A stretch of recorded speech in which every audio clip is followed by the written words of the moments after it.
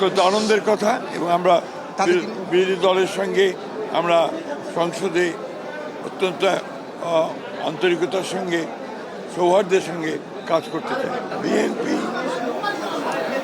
সংখ্যাগরিষ্ঠ দল হিসেবে জাতিকে ইচ্ছিত লক্ষ্যের দিকে নিয়ে যাবে রাজনৈতিকভাবে এবং অর্থনৈতিকভাবে। এই সংসদ নিঃসন্দেহে সকল কর্মকাণ্ডের কেন্দ্রবিন্দু পরিণত হবে।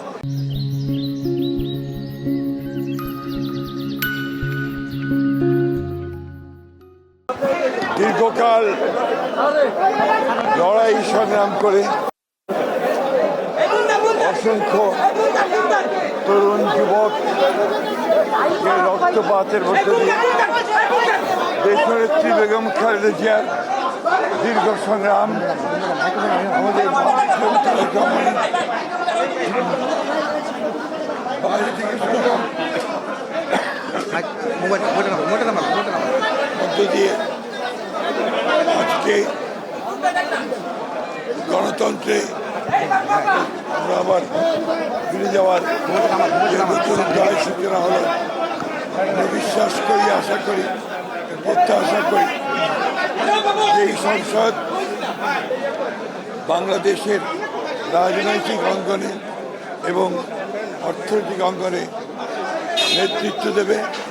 বাংলাদেশের রাজনৈতিক কার্যক্রম সংসদ কেন্দ্রিক হবে এবং বিএনপি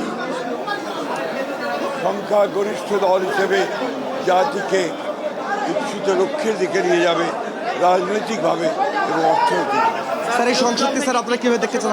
আপনি বলেছেন যে কার্যকর সংসদ করবেন, যেহেতু এটা অকার্যকর, কারণ সংসদে গত বিগত তিনটি নির্বাচনে আপনারা বলেছিলেন, অভিযোগ করেছিলেন। আমাদের সংসদ নেতা জনাব তারেক রহমানের নেতৃত্বে এই সংসদ নিঃসন্দেহে সকল কর্মকাণ্ডের কেন্দ্রবিন্দু পরিণত হবে, সেটা আপনারা ভবিষ্যৎ দেখতে পাবেন। বিরোধী দল আজকে সংসদে শপথ নিয়েছেন স্যার, অত্যন্ত আনন্দের কথা এবং আমরা বিরোধী দলের সঙ্গে আমরা সংসদে অত্যন্ত আন্তরিকতার সঙ্গে সৌহার্দ্যের সঙ্গে কাজ করতে চাই। Thank you sir.